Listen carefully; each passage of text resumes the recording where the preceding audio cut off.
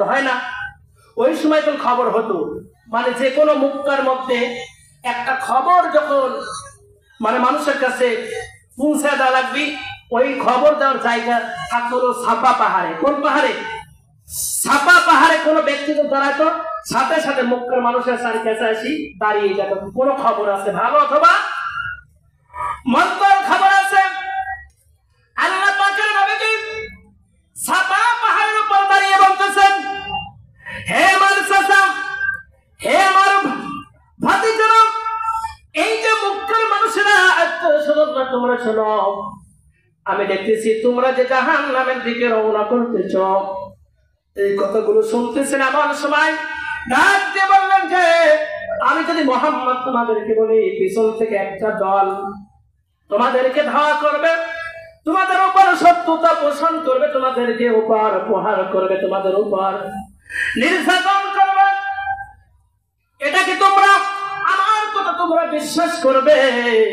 বললে যে আপনি হলেন আল আমিন, বলে আমরা এই মক্কার জমিনে তোমাকে উপাধি দিয়েছি, মুহাম্মদ কখনো মিথ্যা কথা বলে না। বলেন সুবহানাল্লাহ। এই কথা বলার সাথে সাথে মক্কার লোকদেরকে ডাকতে বললেন, মক্কার মানুষেরা, তাহলে আমার কথা তোমরা বিশ্বাস করো, ঠিক আছে, আমি তোমাদেরকে দেখতেছি তোমরা জাহান্নামের দিকে তোমরা দৌড়াচ্ছ। যেই জাহান্নাম হলো এত ভয়ঙ্কর জায়গা, এত শাস্তির জায়গা, আমি মুহাম্মদ বলতেছি যে তোমরা একটা বড় বড় লা ইলাহা ইল্লাল্লাহু মুহাম্মাদুর রাসূলুল্লাহ, এই কালিমা তোমরা পড়ো একটাবার।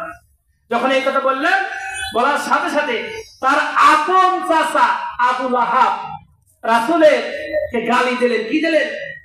আপন চাচা গালি দিলেন যে মুহাম্মদ এই কথা শোনানোর জন্য আমাদেরকে এখানে রাখিস নাকি? এই কথা বলে রাসূলকে থুতু দিলেন এবং গালি দিয়ে ওখান থেকে চলে গেলেন। আল্লাহ রাসূল সাল্লাল্লাহু আলাইহি ওয়াসাল্লাম কষ্ট পেলেন। কি বলেন? আল্লাহ রাসূল সাল্লাল্লাহু আলাইহি ওয়াসাল্লাম কষ্ট পেলেন, আল্লাহ পাক বরদাস্ত করতে পারলেন না। সাথে সাথে সূরা লাহাবকে রব্বুল আমিন আল্লাহ নবীর কাছে নাযিল করে দিলেন। আমরা পড়ি তাব্বাত ইয়াদা আবি লাহাবিন ওয়া তাব মা আকুনা আনহু মালুহু ওয়া মা কাসাব সায়াসলা নারান যাতা লাহাবিন ওয়া ইমরাআতু হাম্মালাতাল হাতাব ফি জিদিহা হাবলুম মিন মাসাদ। আল্লাহু আকবার। এই সূরাটা নাযিল হওয়ার পর 10 বছর আবু লাহাব বেঁচে ছিল। কয় বছর? আবু লাহাব ইচ্ছা করলে এই সূরাকে মিথ্যাবাদী করে সাব্যস্ত করতে পারত। এই সূরা নাযিল হওয়ার পর 10 বছর কি ছিল?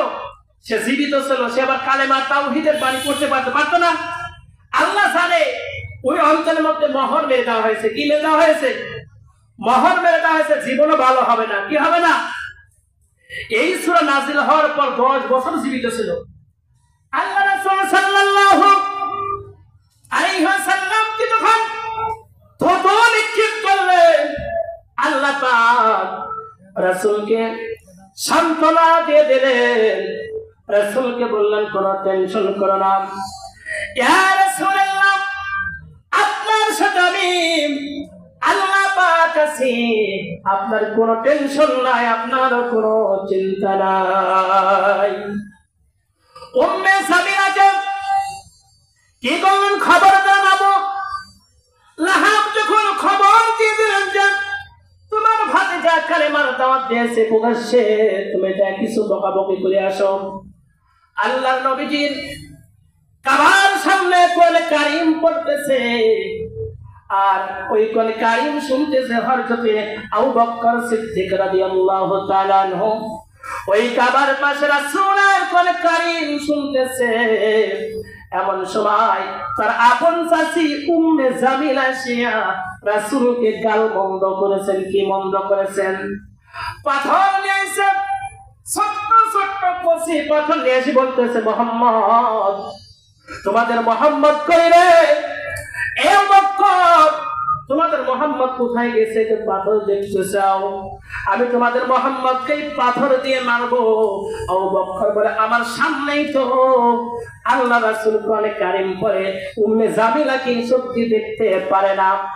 বলতেছে যে আবু বকর পয়েন্টে বলতেছে, আল্লাহ রাসূল কোথায় আছে আপনি কি দেখতে পারতেছেন না? বলতেছে যে না, আমি দেখতে পারতেছি না। যদি আমি দেখতে পারতাম তাহলে এই পাথর দিয়ে আমি তোমাদের মুহাম্মদকে আমি জেলে দিতাম। বলেন নাউজুবিল্লাহ।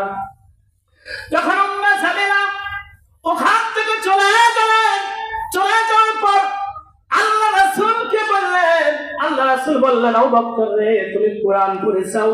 কোরআনের ভিতর কি তুমি প্রবেশ করেছাও নাকি? আল্লাহ পাকের রাসূল বললেন যে ওয়াইদা ক্বারাতাল কুরআনা জাআলনা বাইনাকা ওয়া বাইনাল লাযিনা লা ইউমিনুনা বিল আখির